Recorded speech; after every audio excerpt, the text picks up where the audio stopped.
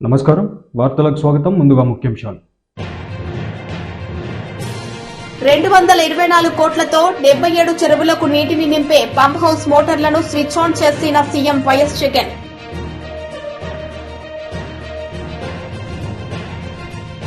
అభివృద్ధిని కోరుకునే వాళ్లు మరోసారి కేసీఆర్ ప్రభుత్వాన్ని మరోసారి ఆశీర్వదించాలని కోరిన మంత్రి హరీష్ రావు. ముఖ్యమంత్రి వైఎస్ జగన్మోహన్ రెడ్డి డోన్ పబ్లిక్ మీటింగ్కి హాజరయ్యారు. ఈ సందర్భంగా వారు మాట్లాడుతూ గతంలో చంద్రబాబు చేసిన పనులకి, తర్వాత వచ్చిన వైఎస్ రాజశేఖర రెడ్డి చేసిన పనుల గురించి వివరిస్తూ మాట్లాడారు.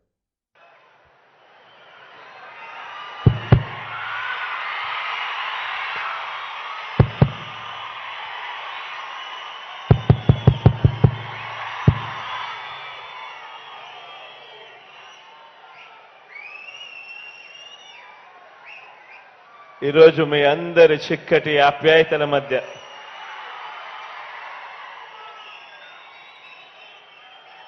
పండుగ రోజు, ఒకవైపున పండుగ, మరోవైపున మీ అందరి ప్రేమాభిమానాల మధ్య ఈరోజు ఒక మంచి కార్యక్రమం దేవుడి దయతో ఇక్కడ జరుపుకుంటా ఉన్నాం. ఈ కార్యక్రమానికి వచ్చిన ప్రతి అక్కకు, ప్రతి చెల్లెమ్మకు, ప్రతి అవ్వకు, ప్రతి తాతకు,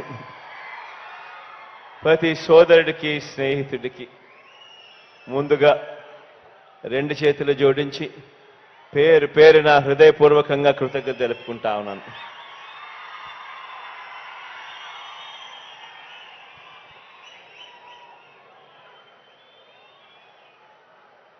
మనందరి ప్రభుత్వం నీటి విలువ తెలిసిన ప్రభుత్వంగా,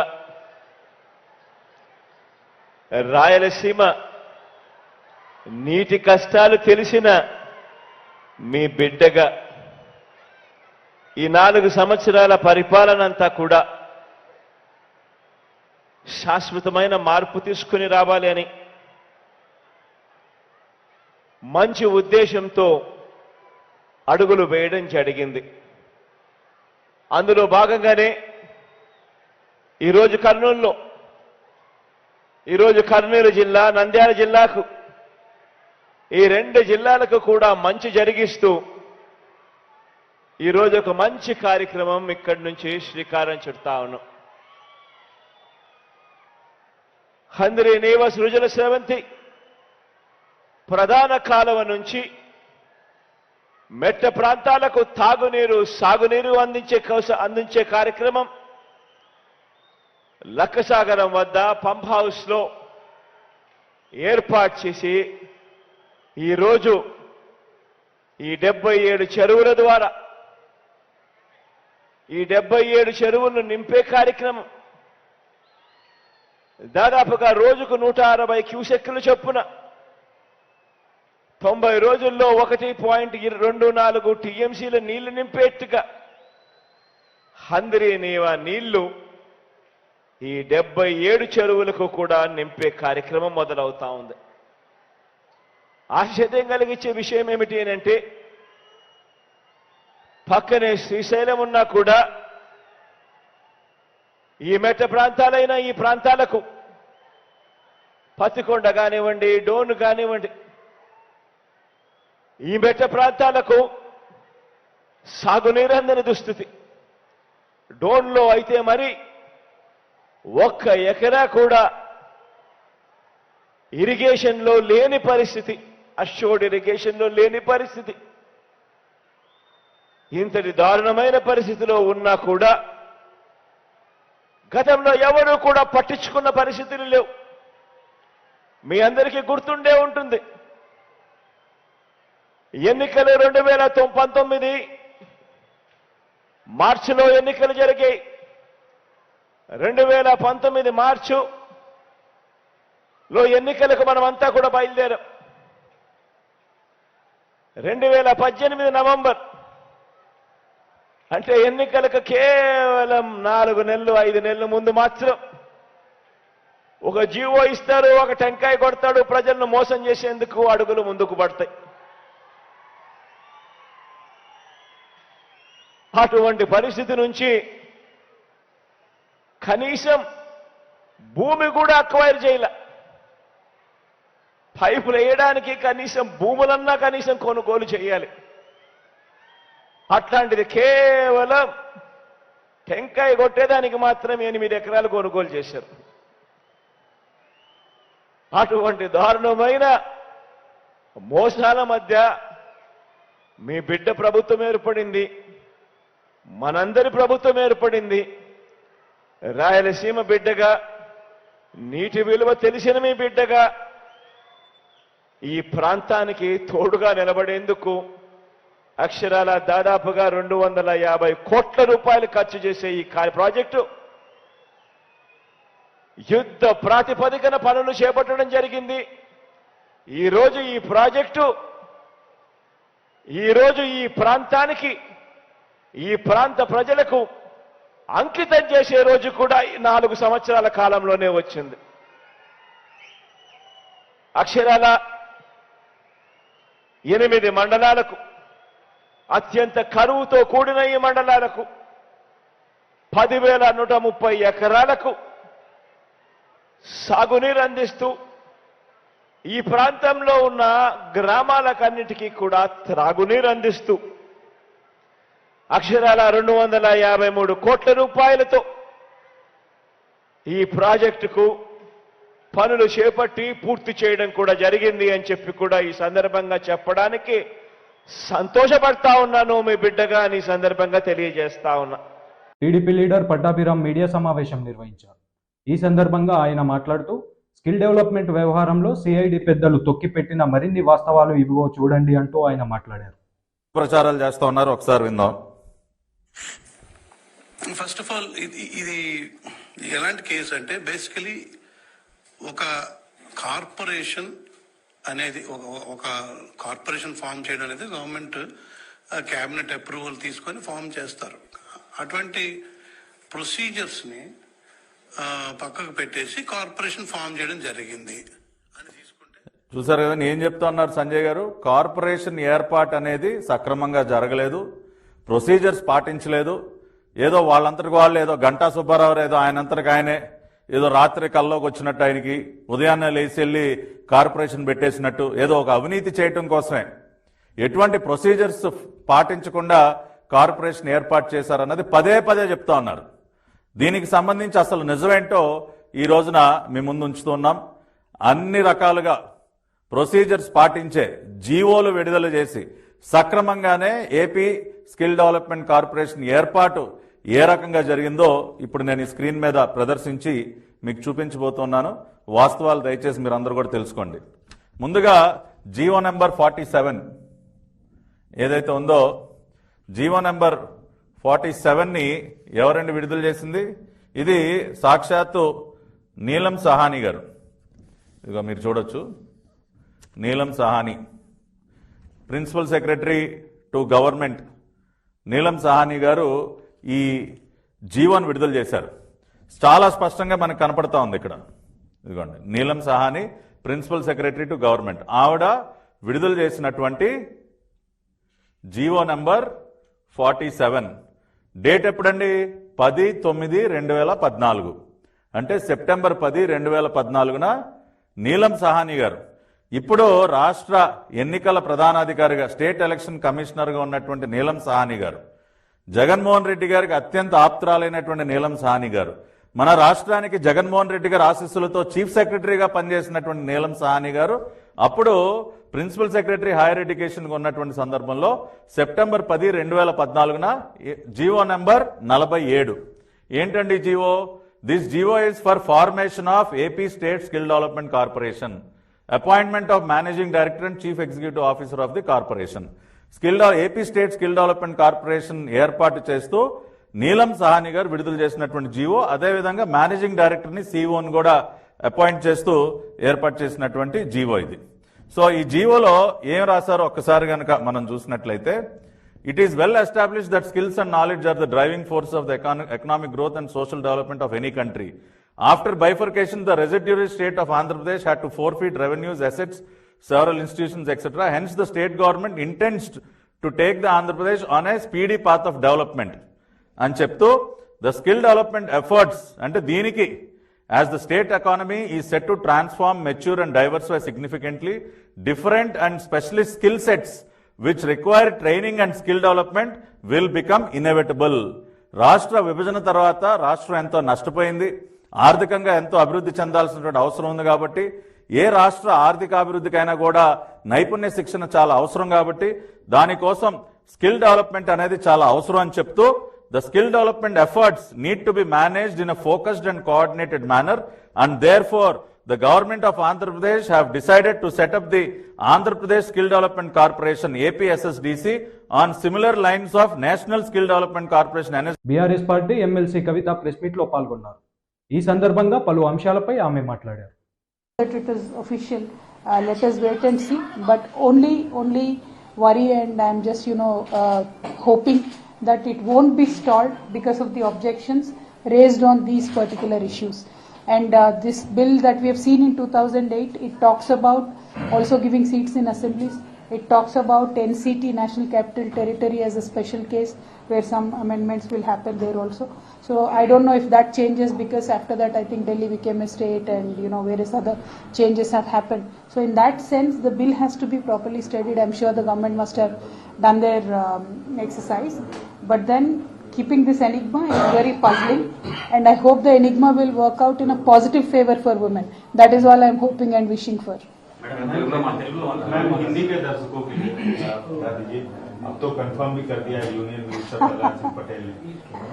जी, पहले तो देश के पूरे महिलाओं को और देशवासियों को सभी को बहुत बहुत बधाई।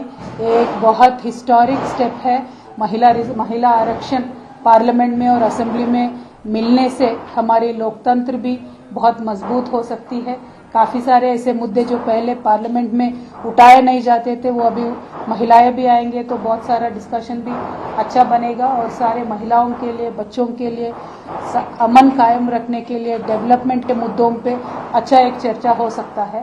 और भारत अभी इंटरनेशनल लेवल में बाकी कंट्रीज के सामने सर उठा के अभी खड़े हो सकती है, क्योंकि अब तक एक ये हमारे पूरे डेमोक्रेटिक सिस्टम में एक लकूना था, एक कमी रह गई थी कि हमने अपने महिलाओं को अच्छा स्तर नहीं दिया है। लेकिन अब अगर ये बिल पास हो जाती है, जैसा सरकार अभी कैबिनेट का रेजोल्यूशन उन्होंने पास किया है, अगर ये बिल पास हो जाती है तो हमारा दर्जा विश्व में बहुत सारे डेवलप्ड नेशंस के साथ होगा।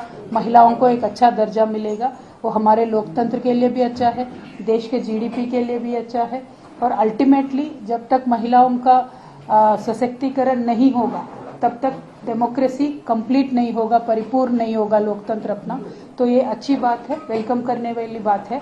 लेकिन जो पहले ऑब्जेक्शंस थे कि महिला आरक्षण जब पार्लियामेंट में आएगा या स्टेट असेंबली में आएगा तो SC/ST का रिजर्वेशन तो कायम है, क्योंकि वो ऑलरेडी संविधान में है। लेकिन OBC का रिजर्वेशन क्या लागू करेंगे नहीं करेंगे, इसी मुद्दे पे पहले मर्तबा जितने बार भी महिला आरक्षण लगाने का कोशिश किया है पार्लियामेंट में, वो फेल हो गया था।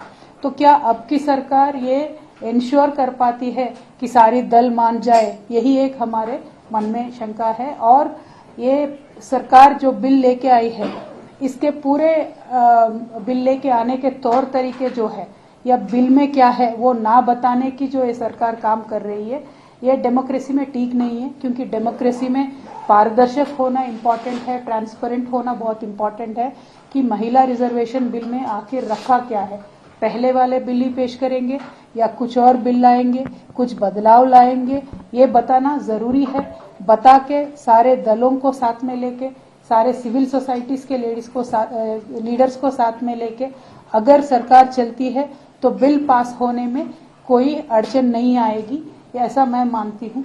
मैं यही चाहती हूँ कि बिल पास हो जाए और फुल मेजॉरिटी इस सरकार के पास है। और इस सरकार ने पिछले 2 चुनावों में भी ये वादा किया था कि महिला आरक्षण बिल हम पास करेंगे ताकि पार्लियामेंट में और असेंबली में ज्यादा महिलाएं आएंगे। लेकिन खैर 9 साल के టీపీసీసీ అధ్యక్షుడు రేవంత్ రెడ్డి గాంధీ భవన్ లో ప్రెస్ మీట్ నిర్వహించారు. ఈ సందర్భంగా పలు అంశాలపై వారు మాట్లాడారు.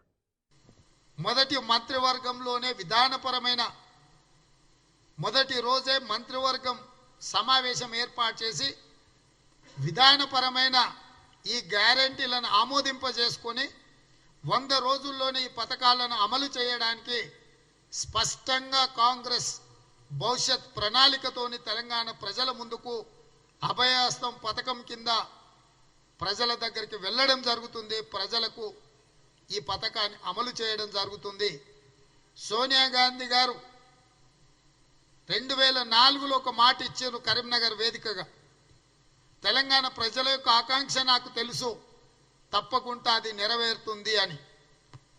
ఎన్ని ఇబ్బందులు వచ్చినా, ఎన్ని రాజకీయంగా ఒడిదుడుకులు వచ్చినా, ఎంతమంది అడ్డుకున్నా, చివరికి బిల్లు వచ్చిన సందర్భంలో పార్లమెంట్లో పెప్పర్ స్ప్రేలు కొట్టినా, సంబంధిత శాఖ మంత్రి బిల్లును ప్రవేశపెడుతున్నప్పుడు బిల్లు కాగితాలను గుంజుకొని చించేసిన, పోడియంలో సభను జరగకుండా అన్ని రకాల గందరగోళాలు సృష్టించిన ఈ పక్కలో ఉన్న 2 పార్లమెంట్ సభ్యులు ప్రత్యక్ష సాక్షులు. పెప్పర్ స్ప్రేలో గాయపడ్డ పార్లమెంట్ సభ్యుడు పొన్నం ప్రభాకర్ గారు.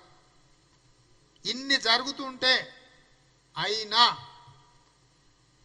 కాంగ్రెస్ పార్టీ ప్రజలకు ఇచ్చిన గ్యారెంటీ మీద నిలబడి పార్లమెంటు తలుపులు మూసి, నరేంద్ర మోడీ గారి మాటల్లోనే పార్లమెంటు తలుపులు మూసి తెలంగాణ బిల్లును ఆమోదింపజేసి ఇచ్చిన గ్యారెంటీని 2014 జూన్ 2 నాడు ప్రత్యేక రాష్ట్రాన్ని ఆవిష్కరించింది కాంగ్రెస్ పార్టీ. యూపీఏ ప్రభుత్వం, ఆనాటి ప్రధానమంత్రి మన్మోహన్ సింగ్ గారు, ఆనాటి యూపీఏ చైర్పర్సన్ శ్రీమతి సోనియా గాంధీ గారు ఇంత త్యాగం చేసి ఇన్ని రకాల ఒడిదుడుకులను ఎదుర్కొని తెలంగాణ ప్రజలకు, పేదలకు, దళితులకు, గిరిజనులకు, మైనారిటీలకు, మహిళలకు, విద్యార్థులకు, నిరుద్యోగులకు, ఉద్యమకారులకు, అమరవీరుల కుటుంబాల యొక్క ఆకాంక్ష 60 సంవత్సరాల పోరాటాన్ని శ్రీమతి సోనియా గాంధీ గారు సాకారం చేసి సెప్టెంబర్ 17, 2023 నాడు 16, 17, 18 తెలంగాణ రాష్ట్రానికి వస్తే రాష్ట్ర ప్రభుత్వం రాజకీయాలకు అతీతంగా ప్రభుత్వ అధికారిక లాంఛనాలతో వారికి స్వాగతం పలికి గౌరవించి లక్షలాది మంది సమక్షంలో తెలంగాణ తల్లిని మనం చూడలేదు, తెలంగాణ తల్లితో సమానమైన సోనియమ్మను గౌరవించి ఉంటే రాజకీయ విజ్ఞత టీఆర్ఎస్ పార్టీకి, కేసీఆర్కు ఉందని ఈ సమాజం భావించి ఉండేది. అలా చేయకపోను కేటీఆర్, హరీష్, ప్రశాంత్, రకరకాల బంట్రోతులు అందరూ బయట టీడీపీ నేతల మీడియా సమావేశం నిర్వహించారు. ఈ సందర్భంగా వారు మాట్లాడుతూ తిరుమల ప్రతిష్టకు భంగం కలిగిస్తున్నది జగన్ రెడ్డి అని అన్నారు. క్యూ లైన్లో ఉన్న కాడి నుంచి ప్రతి గుమ్మానికి నమస్కారం పెట్టుకుంటూ వెళ్తారు. మహాద్వారం దగ్గరికి వెళ్తే దాన్ని కళ్ళగద్దుకుంటారు. అటువంటి భక్తితో సంబంధించిన ఒక అంశాన్ని మీరు పరిహాసం చేసే పరిస్థితికి వచ్చారంటే ఇవాళ మీకు అధికారం ఉందో లేదంటే మీ రోజులు బాగున్నాయి కాబట్టి మీరు నాకేం కాదనుకోవచ్చు, కానీ ఖచ్చితంగా దీనికి ఫలితం అయితే ఉంటుందని చెప్పి హిందూ మతవాదిగా మేము నమ్ముతున్నాం. ఏదైనా ప్రభుత్వం దీనికి సమాధానం చెప్పాల్సిన బాధ్యత ఉంది. ప్రభుత్వం దీని మీద ఖచ్చితంగా ఎందుకు ఈ సాంప్రదాయాలను పాటించట్లేదనే విషయాలని సమాధానం చెప్పాలి. చైర్మన్ చెప్పాలి, ఈఓ చెప్పాలి, అలాగే దేవాదాయ మంత్రి కూడా దీనికి సమాధానం చెప్పాలని చెప్పి మేము తెలుగుదేశం తరఫున డిమాండ్ చేస్తున్నాం.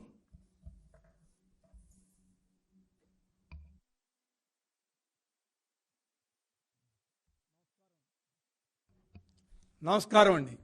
ఇవాళ ఈ ముఖ్యమంత్రి గారు నిన్న టీటీడీలో వెళ్తూ ఇది దగ్గర దగ్గర 4వ, 5వ ఆయన పట్టు వస్త్రాలు సమర్పించటం, దగ్గర దగ్గర ఒక 12, 13 సార్లు తిరుమల తిరుపతి దేవస్థానాన్ని దర్శించారు.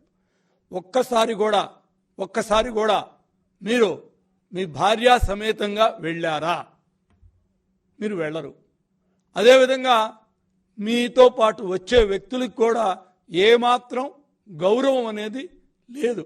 టీటీడీ మీద కానీ, హిందూ మతం మీద కానీ. ఇది ఒకసారి కాదు, 2 సార్లు కాదు, మీకు రకరకాల ఈ వేదిక మీద చాలాసార్లు ఈ విధంగా మీకు నేను చెప్పడం జరుగుతుంది. కానీ ప్రతిసారి కూడా మీరు హిందూ మతాన్ని, అదేవిధంగా తిరుమల తిరుపతి దేవస్థానంలో ఉన్నటువంటి కొలువైనటువంటి కలుగా వైకుంఠుడు శ్రీ వెంకటేశ్వర స్వామిని లక్షలాది కోట్లాది మంది భక్తుల యొక్క మనోభావాలని మీరు దెబ్బతీస్తూ ప్రవర్తిస్తారు. నిన్న ఒక్కటి చూడండి, ఒక వీడియో వేస్తాం, ఒక్కసారి ఆ వీడియో చూస్తే మీకే అర్థమవుతుంది.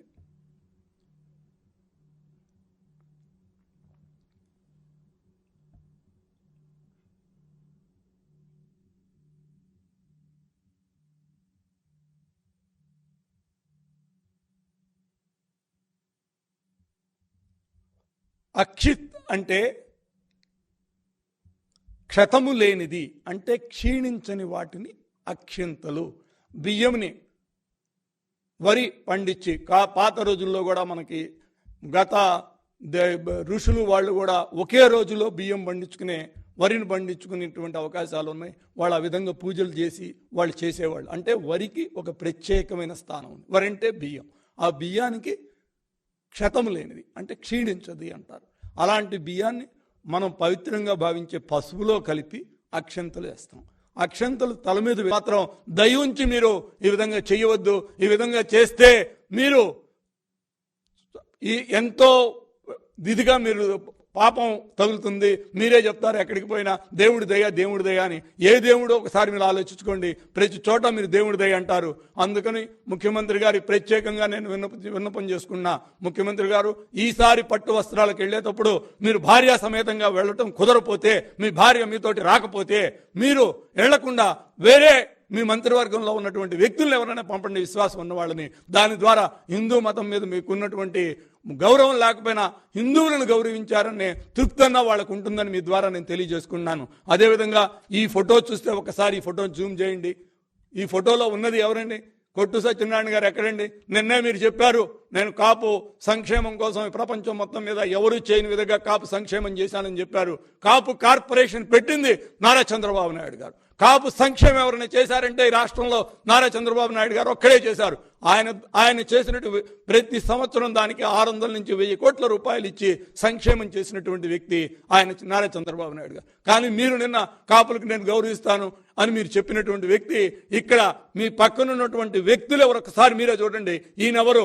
ధర్మారెడ్డి గారు, ఈయన కరుణాకర్ రెడ్డి గారు. ఎక్కడున్నాడండి మంత్రి ఎక్కడండి? మంత్రికి ఇవ్వాల్సిన గౌరవం మీరు ఎవరా? ఎందుకు ఎవరు? అంటే మీకు ఒక రెడ్డి కులస్తులు తప్పితే మిగతా వాళ్ళు ఎవరు మీకు కనపడరా? మీ మంత్రివర్గంలో ఉన్న వాళ్ళని కూడా మీరు గౌరవించరా అని మీ ద్వారా నేను అడుగుతున్నా.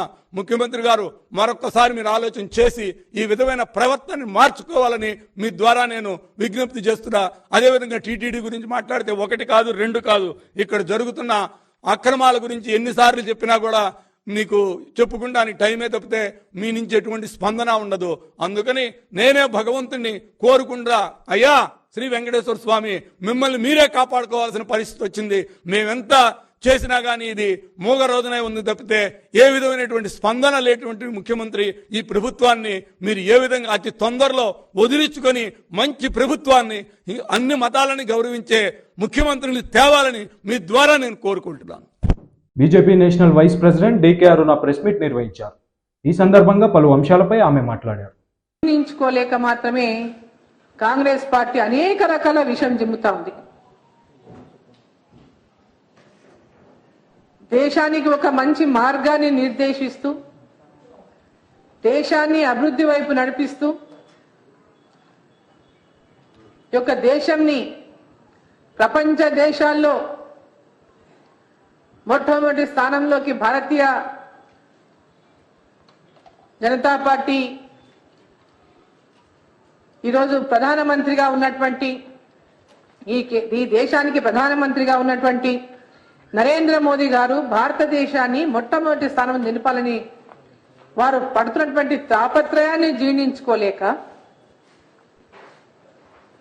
రాహుల్ గాంధీ గారు కానీ ఆ పార్టీ ఇతర పెద్దలు కానీ తెలంగాణలో ఉన్నటువంటి నాయకులు కానీ అనేక రకాలుగా విషయం జిమ్ముతా ఉన్నారు. మత చిచ్చు పెడుతున్నది కూడా ఇవాళ కాంగ్రెస్ పార్టీ వారితో ఉన్నటువంటి వాళ్ళతో పాటు కలుస్తున్నటువంటి పార్టీలు మాత్రమే. ఇవాళ దేశంలో వైషమ్యాలు సృష్టిస్తా ఉందని, దీనివల్ల దేశం సురక్షితంగా లేదని రాహుల్ గాంధీ గారు తమ మాటల్లో మాట్లాడినారు. నేను ఒకటి అడుగుతా ఉన్నా, 4000 సంవత్సరాల చరిత్ర కలిగినటువంటి భారతదేశం, సనాతన ధర్మం ఉంటే 4000 సంవత్సరాల చరిత్ర కలిగిన సనాతన ధర్మం మన దేశంలో ఉంటే 600 సంవత్సరాల క్రితం దిగుమతైనటువంటి ధర్మాలను ఎక్కువగా గౌరవించి వాటిని అనేక రకాలుగా మత చిచ్చులు పెట్టి ఒక పక్క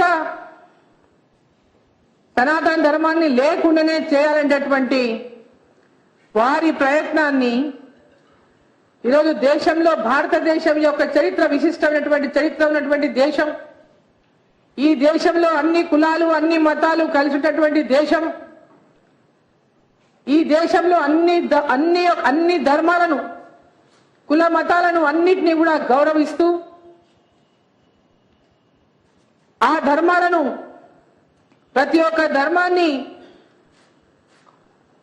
గౌరవించుకుంటూ సబ్కా సాథ్ సబ్కా వికాస్ సబ్కా విశ్వాస్ సబ్కా ప్రయాస్ అనే నినాదంతో ఈరోజు నరేంద్ర మోదీ గారు ముందుకు పోతా ఉంటే కాంగ్రెస్ పార్టీ సీనియర్ నాయకులు పొన్నాల లక్ష్మణ్ ప్రెస్ మీట్ నిర్వహించారు. ఈ సందర్భంగా వారు మాట్లాడారు. కదా దీని పర్యవసానాలు తర్వాత చర్చిద్దాం. మాట చెప్తున్నాను అంటే ఈ ఏ కోణంలో ఏదో ఒక ఎత్తుగడ తప్ప మరోటి లేదు అనేది మోడీ గారి స్పీచ్, మోడీ గారి last speech in the central hall of parliament and then the new parliament హౌస్లో మాట్లాడిన మాటలకు ఒక సాధారణ పౌరుడిగా ఇంతో అంతో ఎంతో కొంత తెలుసుకునేవాడిగా నేను చర్చిస్తున్నాను, నేను ఆరోపణ చేస్తున్నాను, నేను మీ ముందు పెడుతున్నాను, దీనికి సమాధానాలు చెప్తారా మోడీ గారు అంటే ఆయన ప్రధాని, నేనేదో మామూలుగా ఊళ్ళో ఉన్న పూరనేది. కనీసం మీకన్నా చెప్పమానండి దయచేసి. ధన్యవాదాలు.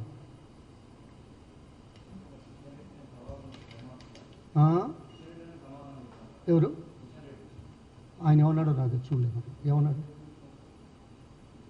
కిషన్ రెడ్డి పేరు ఎందుకు ఇక్కడ?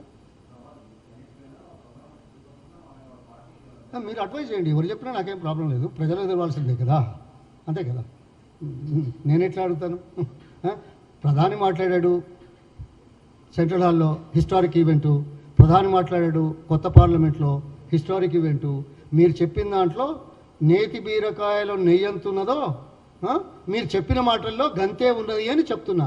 ఆయన చెప్తాడా, ఆయన వాళ్ళని పంపించి చెప్తాడా, లేకుంటే ఓ ప్రెస్ నోట్ ఇచ్చి మొత్తం దేశ ప్రజలకే ఇస్తాడా? నాకేం ఇది తెలుసుకోవాల్సిన అవసరం. Everybody has a right to know what is behind, what is the truth.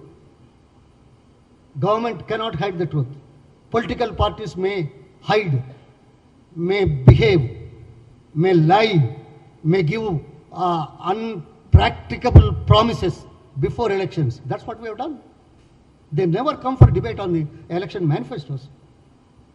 Did I not say this many times in our meeting? Yes, they are not coming.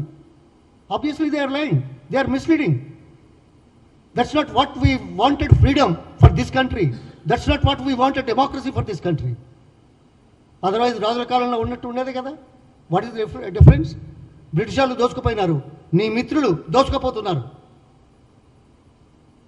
British వాళ్ళను మరిపించే విధంగా ఈ దేశంలో నల్లధనము, పెట్టుబడిదారుల కొమ్ము కాస్తున్న నీ పరిపాలన చరిత్రలో మిగిలిపోతుంది.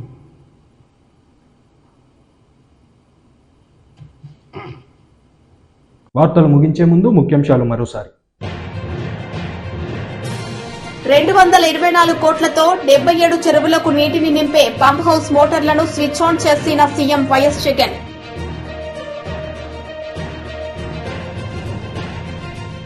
అభివృద్ధిని కోరుకునే వాళ్లు మరోసారి కేసీఆర్ ప్రభుత్వాన్ని మరోసారి ఆశీర్వదించాలని కోరిన మంత్రి హరీష్ రావు. ఈ వార్తలు ఇంతటితో సమాప్తం. తిరిగి ప్రసారమయ్యే వార్తల్లో మళ్ళీ కలుద్దాం. అంతవరకు సెలవు. నమస్తే.